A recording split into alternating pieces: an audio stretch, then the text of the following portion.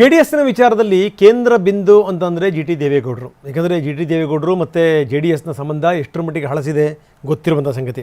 ದೇವೇಗೌಡರ ಕ್ಷೇತ್ರದಲ್ಲೇ G T ದೇವೇಗೌಡರ ಮಗನೂ ಕೂಡ ಸೇರಿಸ್ಕೊಂಡು ಕಾರ್ಯಕ್ರಮ ಮಾಡ್ತು ಜೆ ಡಿ ಎಸ್. ಅಪ್ಪಿತಪ್ಪಿ ದೇವೇಗೌಡರನ್ನ ಜಿ ಟಿ ದೇವೇಗೌಡರನ್ನ ಕರೀಲಿಲ್ಲ.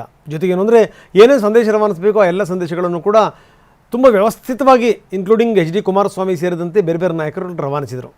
ಈಗ ನೋಡಿ, ಅದೇ ಜಿ ಟಿ ದೇವೇಗೌಡರು ಈಗ ಬಂದಿದ್ದಾರೆ, ಮತ ಚಲಾಯಿಸಿದ್ದಾರೆ, ಹೊರಟಿದ್ದಾರೆ. ಒಂದೇ ಮಾತು ಹೇಳಿದ್ರು ಅವರು, ಆತ್ಮಸಾಕ್ಷಿ ಪ್ರಕಾರ ಮತ ಹಾಕಿದ್ದೀನಿ. ಎಲ್ಲರನ್ನೂ ಸಂಪರ್ಕ ಮಾಡ್ತಾರೆ. ಏನೇನು ಡೆವಲಪ್ಮೆಂಟ್ಗಳಾಗಿದೆ ಅದ್ರ ಬಗ್ಗೆ ನನಗೆ ಯಾವುದೇ ರೀತಿಯ ಬೇಸರ ಇಲ್ಲ.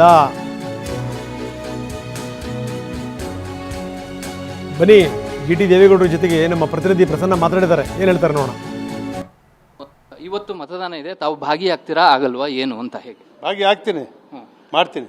ಅಲ್ಲ, ಯಾರ ಪರವಾಗಿ ಅನ್ನೋದೀಗ ಭಾಳ ಅಂದ್ರೆ ನಿಮ್ಗೆ ಒಂದಷ್ಟು ಬೇಸರ ಇದೆ, ಇದಿದೆ. ಅವೆಲ್ಲ ಬೇಸರ ಏನಿಲ್ಲ. ಈಗ ಮತ ಹಾಕ್ಬಿಟ್ಟು ಬರ್ತಾ ಇದ್ದೀರಾ ಅಥವಾ ಹಾಕ್ಬೇಕಾ? ಹಾಕ್ಬಿಟ್ಟು ಬರ್ತಾ ಇದ್ದೀನಿ. ಯಾರ ಪರವಾಗಿ ಅಂತ ಕೇಳೋ ಹಾಗಿಲ್ಲ, ಯಾಕೆಂದ್ರೆ ಇದು ಗೌಪ್ಯ ಮತದಾನ. ಆದ್ರೆ ಇದರಿಂದ JDS 5ನೇ ಅಭ್ಯರ್ಥಿ ಗೆಲ್ಲುತ್ತಾ ಗೆಲ್ಲಲ್ವಾ ಅನ್ನೋ ಏನ್ ನಿರೀಕ್ಷೆ? ಗೆಲ್ಲುತ್ತೆ. JDS ಅಭ್ಯರ್ಥಿ ಗೋವಿಂದರಾಜ್ ಅವರು ಗೆಲ್ತಾರೆ. ಸರ್, ಈಗ ನಿಮ್ಮ ಪರವಾಗಿ ಅಥವಾ ನಿಮ್ಮ ಜೊತೆಗೆ ಕುಮಾರಸ್ವಾಮಿ ಅವರು ಮಾತಾಡಿದ್ರ ಅಥವಾ DK ಶಿವಕುಮಾರ್ ನಿಮ್ ಜೊತೆ ಸಂಪರ್ಕದಲ್ಲಿ ಇದ್ರು ಅನ್ನೋ ಮಾಹಿತಿ ಇದೆ. ಎಲೆಕ್ಷನ್ ನಿಂತಿದೆಯಲ್ಲ, ಎಲ್ಲರೂ ಮಾತಾಡೋರೆ.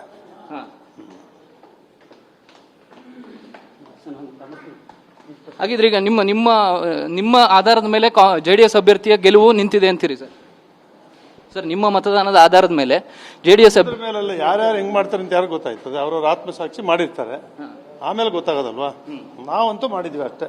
ನೀವು ನಿಮ್ಮ ಆತ್ಮಸಾಕ್ಷಿ ಪ್ರಕಾರ ಮತದಾನ ಅಷ್ಟೇ. ಓಕೆ, ಇದಿಷ್ಟು GT ದೇವೇಗೌಡರ ಮಾತು. ತನ್ನ ಆತ್ಮಸಾಕ್ಷಿಯ ಪ್ರಕಾರ ತಾನು ಮತವನ್ನು ಚಲಾಯಿಸಿದ್ದೀನಿ, ಯಾರಿಗೆ ಮತ ಬೇಕಾದ್ರೂ ಹಾಕಬಹುದು. ಜೊತೆಗೆ ಈ ಸಂದರ್ಭದಲ್ಲಿ ಎಲ್ಲ ನಾಯಕರು ಎಲ್ಲರ ಜೊತೆಗೂ ಕೂಡ ಸಂಪರ್ಕ ಮಾಡಿದ್ದಾರೆ ಅನ್ನುವಂತ ಮಾತನ್ನ ಹೇಳ್ತಾ ಇದ್ದಾರೆ.